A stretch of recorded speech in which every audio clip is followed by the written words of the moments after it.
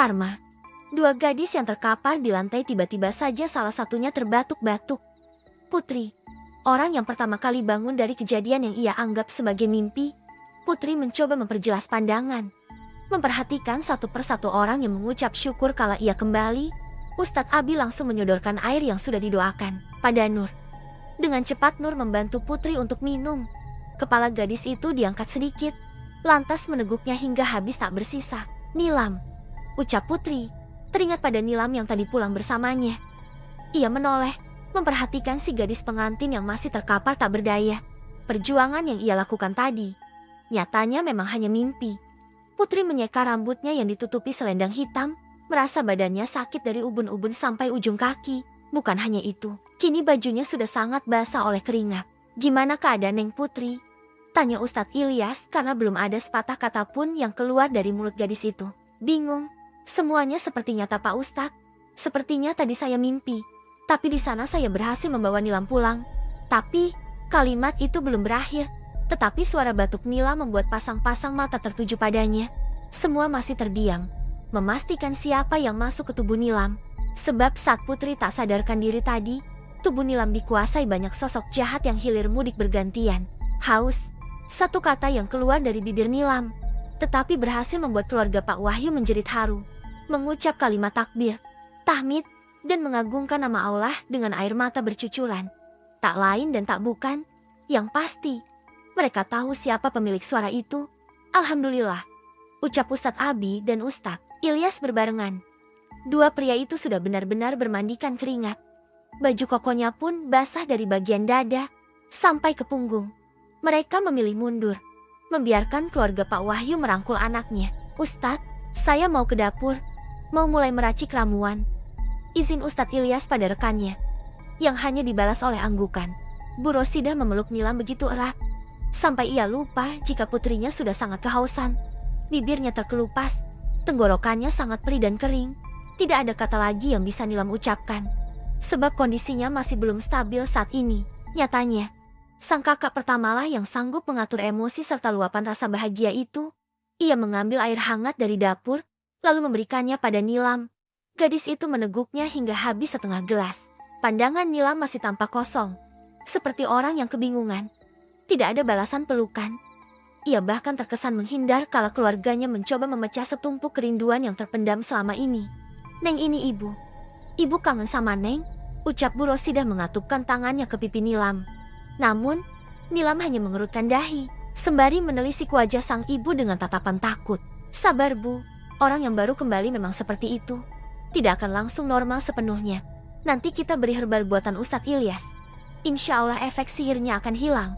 Papar Ustadz Abi yang tengah menyandarkan punggung pada lemari berbahan kayu jati. Tapi ini benar anak saya kan Pak Ustadz? Pak Wahyu yang sedari tadi bungkam, kini mulai mengeluarkan suara. Ia hanya takut, ekspektasinya dikalahkan realita. Insya Allah betul.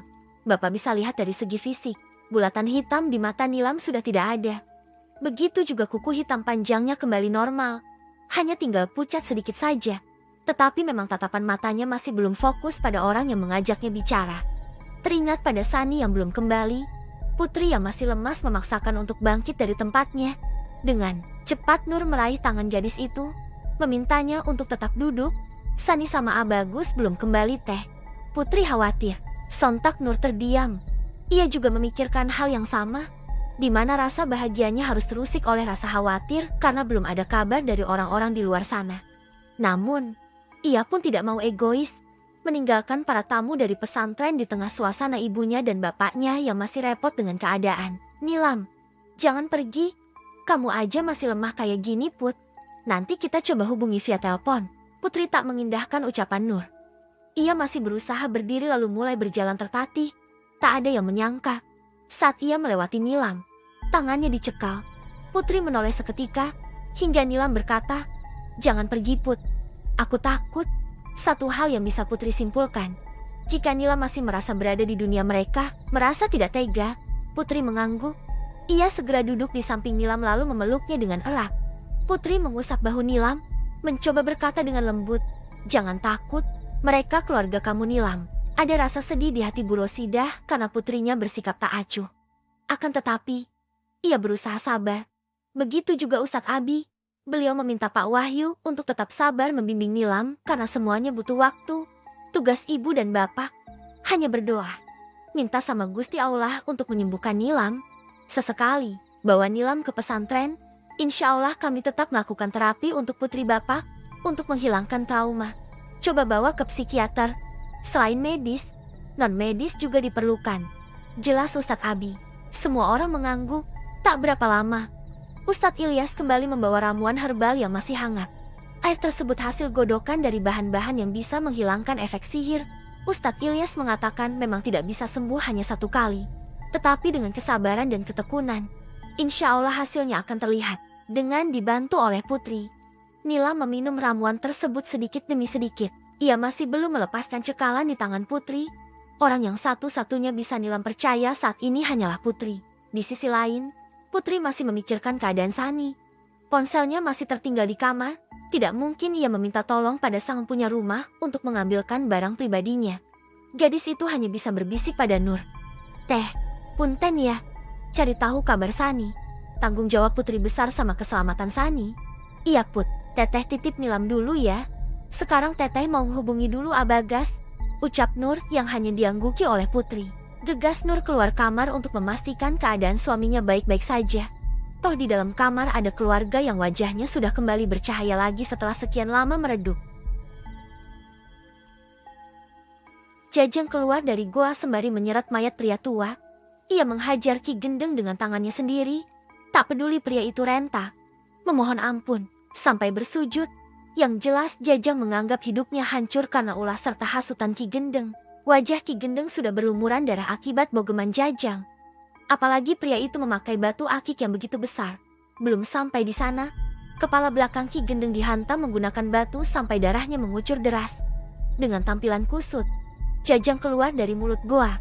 Bisa ia rasakan sepai angin malam menerpa wajahnya. Deburan air sungai seakan berbisik. Jika semuanya benar-benar sudah berakhir, hidupnya hancur.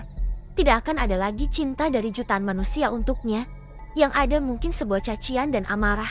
Jajang merasa sudah siap jikalau alam ingin menghukum segala perbuatannya saat ini. Dosa yang menumpuk itu sudah teramat siap untuk diadili.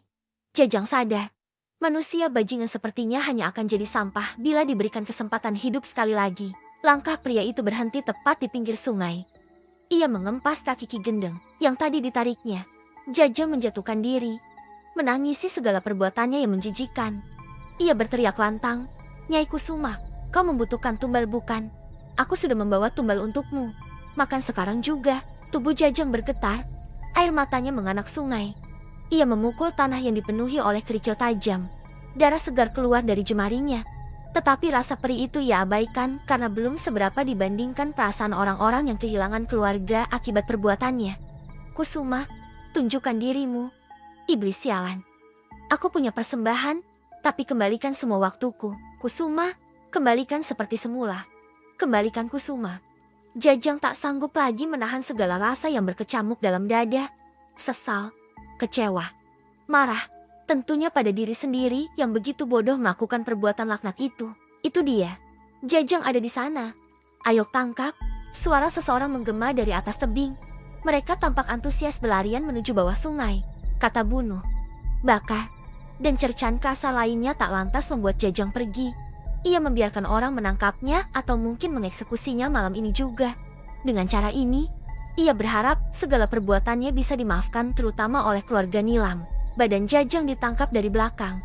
Sebelum dibawa ke atas, ia dihajar habis-habisan, mulai dari tinjuan di wajah sampai dengan tendangan di seluruh badan. Apalagi Darsan seakan membalaskan dendam, sampai-sampai menginjak wajah Jajang tanpa ampun. "Bawa ke atas, kita ikat di pohon beringin.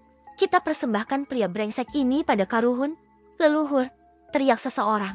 Semua warga yang memang sudah geram seolah terpancing. Ditambah sikap Jajang yang pasrah, seperti memberi kesempatan untuk semua orang berbuat sesuka hati. Maka, Jajang yang sudah berlumuran darah diseret oleh dua orang menuju atas tebing. Tepat di makam keramat, warga bersorak. Kata kasar menjadi pemandangan yang memekak. Jajang dibawa seperti seekor anjing yang siap diberi hukuman. Ia diikat di pohon beringin menggunakan tambang besar, agar wajahnya tak menunduk. Warga sampai mengikat Jajang di bagian leher, Pak Lurah yang baru datang bersama Ridwan dan Bagas langsung menghentikan aksi gila warga. Seperti biasa, Pak Lurah meminta warga agar tenang, menyarankan Jajang dibawa ke kantor polisi saja. Kang, negara kita teh negara hukum. Apa bedanya kalian sama Jajang kalau seperti ini? Halah, banyak omong Pak Lurah ini. Ayo lempari iblis ini dengan batu sampai mati. Teriak lagi seorang pria, semua seakan kesetanan. Orang-orang langsung mencari bebatuan kecil. Lantas dilemparkan pada Jajang yang sudah tidak berdaya lagi. Bahkan jika ini saatnya dia mati, maka Jajang sudah benar-benar pasrah. Batu yang dilempar bukan hanya ke kepala, tetapi seluruh tubuh Jajang. Jantungnya sudah sangat berdebar. Seakan ajal berada di depan mata. Bayang-bayang Bakar Sun seperti melambai, menjemput Jajang dalam ketidakberdayaan. Satu batu yang besar mengenai matanya. Pandangan Jajang mulai tertutup kabut. Napasnya sudah sangat pendek. Nyawa pria itu seakan berada di ujung tanduk. Lambat laun, dada Jajang terasa sakit. Seluruh badan mendadak kaku. Semakin lama, berubah menjadi gelap. Suasana mencekam bukan hanya dirasakan di sekitar area pemakaman. Suasana tegang pun tiba-tiba menyelimuti kediaman rumah Pak Wahyu. Karena secara tiba-tiba, perut Nilam membesar. Bu Rahayu yang baru sampai langsung menghampiri Nilam. Sebab gadis itu mengerang kesakitan dalam keadaan terlentang di atas ranjang. Buru-buru beliau mengusap perut Nilam. Wanita berjilbab panjang tersebut terdiam beberapa saat. Wajah Bu Rahayu berubah pias. Lantas berkata, ada bayi di perutnya. Jangan lupa like, subscribe, dan aktifkan notifikasi untuk mendapatkan update kisah selanjutnya. Sampai jumpa di video berikutnya.